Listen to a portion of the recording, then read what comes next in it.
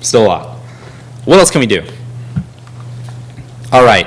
So the last thing that we can really look at, it's going to be tough to guess microseconds any better. There's too much lag between the server and us. The last thing left is 64 bits of this thing called LCG value. An LCG is a pseudo-random number generator, a PRNG, and they have it implemented in PHP directly. So LCGs have been around probably 20, 30 years now. They're well understood.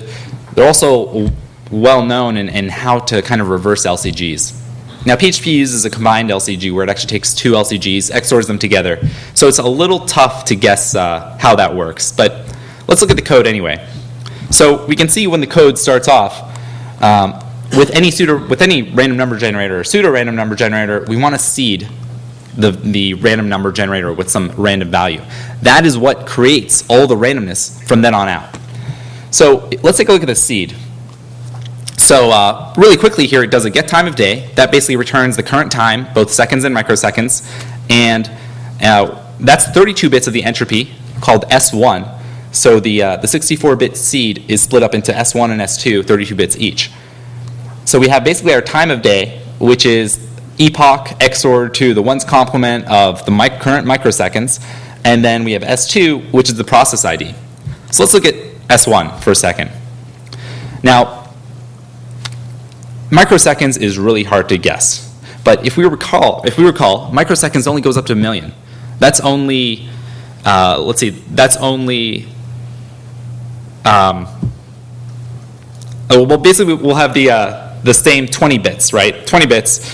So if 1 million is 20 bits, then what happens in a 32-bit value is we know that the other 12 bits will be static.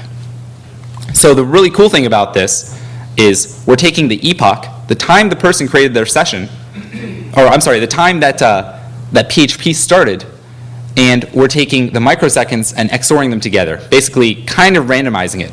The problem with this is that we're taking the most variable value of the epoch, of basically how many seconds, minutes, hours, days, and we're XORing it with something we also don't know, the microseconds. But the things that we do know, like month and year, remain static.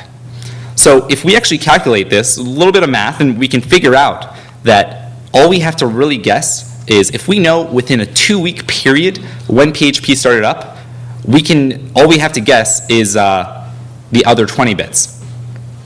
So we've reduced 12 bits from the total of 64 bits.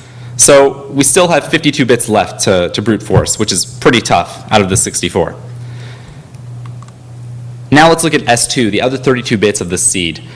Again, this is the other half of the seed. Now the great thing about process IDs is normally on a Linux system, for example, it's only 15 bits. Only 15 bits for a process ID. So immediately we reduce 17 bits of entropy right there. So our 32 bits goes down to 15. So if we take our 15 plus our 20, we have 35 bits of entropy out of that original 64. Now the cool thing is it's very easy to get a process ID. All you have to do, if you can execute PHP, you can run getMyPID. If you can execute any program as any user, you can run a PS and get that process ID. There are other ways to learn the process ID from web-based server info pages and PHP info pages. So all of this reduces that additional 15 bits that we didn't know. So now we have covered all of S2, all of that 32 bits, and we're left with the 20 bits of microseconds that we don't know. So this brings us down to 40 bits. So from 160 bits, we've gone down to 40 bits of entropy. You can brute force 40 bits. It takes a lot of time. It takes a reasonable amount of time, but we are talking about something I can do. But wait, there's more. We can actually take, the interesting thing about this is we can calculate those 20 bits, the microseconds from when PHP started, and the 20 bits, the microseconds from when Robert came on, and calculated them independently from each other. What that means is it's not 20 plus 20 anymore. You're not dealing with 40 bits. You're actually dealing with 21 bits. Because, again, when you double something in bits, you're really just going up 1 bit. So we're technically dealing with 21 bits. With some code and a time memory trade-off that I've released code for, you can actually calculate that 120 bits within seconds on a MacBook Pro. So you're left with 20 bits. That's just over 1 million possible cookies. 1 million possible cookies. You can brute force that in a matter of hours in a day. On average, that means 500,000 cookies. 500,000 cookies, a couple of hours, and you have just determined someone's session ID on a website. So it's pretty scary. Pretty scary if you're using PHP in these cookies. So, how do we resolve this? How do we prevent this from happening? Someone attacking our website, either attacking our random values. For example, if you're using any sort of form software where you could, let's say, reset the administrator's link and you get a random URL string sent to the administrator, well, you now know what that random value is. You can actually reset the admin password because you guess what that link is. If people are logging in with sessions, you can now predict session IDs and log in as other people into the social network, into the bank, whatever you want to do. So how do you prevent this? Keep up to date. Make sure you keep up to date with software. I've obviously told PHP about this, and they've released updated versions that have cleared this up months ago. So make sure you're always on current releases. Keep up with security bulletins. Now, again, another thing, this is a difficult attack to execute, right? We had to communicate with the victim, and we had to learn his or her IP address. So there are some things that you have to pull off, but this is a very possible attack, and it can be done. It can be done today.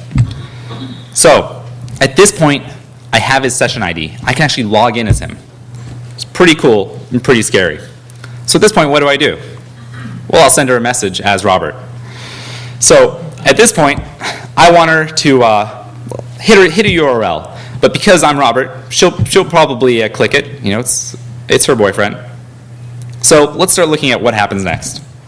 So this is your network. This is your network on drugs.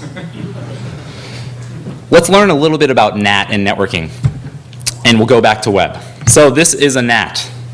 So a NAT basically protects your computers somewhat. It's multifunctioning. So a NAT will typically take a public IP address and allow multiple systems behind that IP address to use that IP. It also has some other cool features. Just automatically, because it's doing this, it will block incoming traffic that's not destined to any specific computer, where before, if you have a public IP address on your system, you're going to, any traffic that comes to you or anything attacking a service is going to hit you. So NAT is a very easy way to block that immediately. It's kind of like an internet condom. So let's learn about something called cross-protocol scripting really quickly. Cross-protocol scripting is an interesting thing that gained some recent coverage. Basically, how you can use a web browser to communicate with a different protocol that the browser doesn't even know how to communicate in. For example, HTTP is a new line-based protocol. What that means is you're going, for every piece of data, you send a new line. You send an HTTP header and one value and then a new line, and another value and a new line. There are other protocols that are like this. For example, SMTP, our mail protocol. When you connect to a mail server, you say, hello server, and then it returns with a new line, a string and a new line. So there are other protocols that can communicate with new lines. Well, one of those protocols is IRC, Internet Relay Chat. So what we can do is we can actually use a web browser, write some JavaScript and HTML, and have that web browser communicate with an IRC server. So how do we do that? Well, first let's understand IRC a little bit more. When you connect to an IRC server, you just send these lines. For example, you say a line where you send user and your username, you'd send your nickname. Depending on the type of server, you'd have to respond to a ping request. You can then join a channel and you can send messages in that channel. So again, this is all new line based. So how would this work in HTML or JavaScript? How do we make that work?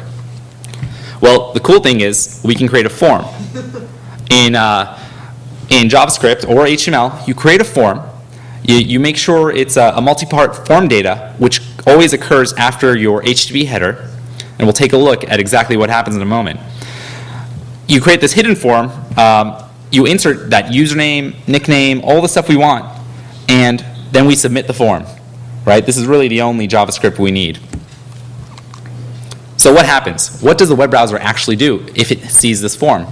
Well, first it does its post request, all the normal things that the HTTP, that your browser is sending, and then it goes to your content, your post data, and it starts sending this. So what the IRC server sees is it says, you know what, I don't know what post means. I don't know what host means. I'm ignoring all these lines. Oh, user, I know that command. I know Nick, I know join, I know private message. And now you've turned someone's computer into an IRC client that just goes online, goes onto an IRC server with their IP address, not yours, but their IP address, and communicates however you want as a malicious attacker. So that's kind of neat. So, you know, what can we do with that? Well, we can do NAT pinning. So what's NAT pinning? It's XPS times over 9,000. It's really cool. So NAT pinning not only confuses your browser, but it also confuses the router. Now, the router is pretty cool because the routers in these days are getting really smart. If you remember back in the day, you know, and you tried to FTP somewhere, a lot of the times FTP would fail, other protocols would fail, for example, multi-port protocols like FTP and SIP. Now, router manufacturers saw that and they thought, well, how do we make the router smarter? How do we make FTP work normally? Well, what we can do is we can monitor the traffic that's going on within the router. So now the router software is built to actually monitor traffic going through, specifically on specific ports, looking for certain commands and values. And it says, well, if I see one of these, maybe what I'll do is let's go on and I'll tell you. It's exciting, super exciting. So basically you have a malicious system that's supposed to say HP, my bad. You have the internet, you have your NAT, and you have a victim. Let's say PC1 is our victim. So what we do in this scenario is we send that victim a link. They go to this malicious website, and what I do is I make them connect to an IRC server again, like we talked about before with cross-protocol scripting, and I make them send a DCC chat. Well, what's a DCC chat? It's a direct connection. Basically with IRC, you can say, you know, I don't want you to chat me on the server because the server can see all of our communication. I want you to send me a direct connection so we can communicate directly and make sure, you know, no one's seeing this data. We can also have, we can do file transfers like this, and it will never go through the server. Now the cool thing about DCCs is when you request a DCC, you don't connect to the person. You actually say, hey, I want you to connect back to me. I've opened up my port, and you can connect, and then we can communicate directly. Here's my IP address, and here's my port number. Well, this is really cool because what if I say, if I'm the malicious server and I set up a website and I say, hey, connect to this IRC server, and then message this person and say, hey, why don't you connect back to me? This is my IP address and this is my port 22, SSH, or let's say port 80, HTTP, port 443, HTTPS. The router will look at that. It will see within the IRC message, oh, my client, PC1 wants some remote person to connect back on port 22 so that they can establish this DCC session.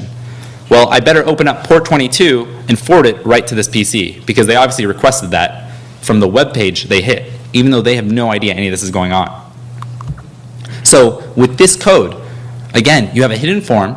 You connect to that IRC server, which doesn't even have to be a real IRC server. It can be a connection that you have, a service that you have running on your side. It just listens to your data. The whole point is to get the router to see that you're sending this data on this port. It sends the DCC chat. Your router says, oh, I better send that back. Opens up that port back to you, the target, and now anyone on the internet can connect to you on any port that I opened, any port. So if you're behind your router and you think you're safe with your port 22s and port 25s and 80 and you're open but you're only behind your NAT and no one can connect because you're not doing port forwarding and you're not doing DMZ, this will exploit that and get around it entirely. So what some browsers started doing is they started they started blocking specific ports when they heard about this cross-protocol scripting. So for example, they started blocking 6667, the common IRC port. So what can we do there? Well, what if we overflow the port? A port number is only 16 bits. So if we add another 32 bits, or just another bit on top, and add 65536 to that number, we get some much bigger number. We get 72,203. The web browser checks, all right, is 72,203 equal to 6667? No, it's not. All right, great. I'll let this connection go through. But what's even cooler is that once it hits the TCP/IP stack, it has to get reduced to 16 bits. You just can't fit any more data in a source port. So it gets